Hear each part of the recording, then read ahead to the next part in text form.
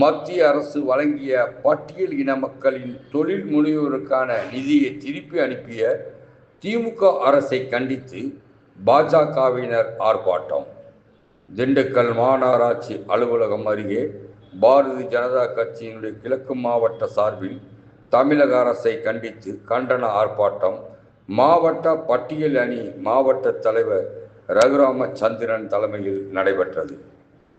பட்டியலின மக்களின் வாழ்வாதாரத்தை மேம்படுத்தும் நோக்கில் மத்திய அரசு தொழில் முனைவோருக்கான நிதியை தமிழ்நாடு அரசுக்கு அனுப்பியது.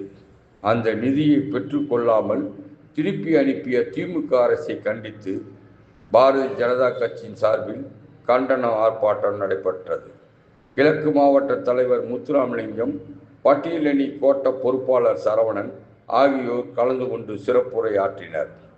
பாஜக மாவட்ட நகர ஒன்றிய நிர்வாகிகள் மற்றும் கூட்டணி கட்சிகளான அஇஅதிமுக, அமமுக கட்சியை சேர்ந்த நிர்வாகிகள் ஏராளமானோர் கலந்து கொண்டு தமிழக அரசை கண்டித்து கண்டன கோஷங்கள் எழுப்பினர்.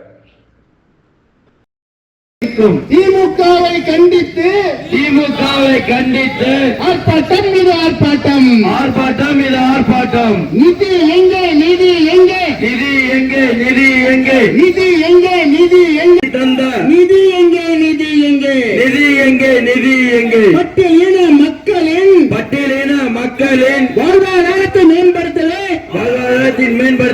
மத்திய அரசு ஒதுக்கிய நிதி டிவி கொடுப்பதற்கு, கலைஞர் டிவி கொடுப்பதற்கு எங்கள் பணமா எங்கள் பணமா மகளிர்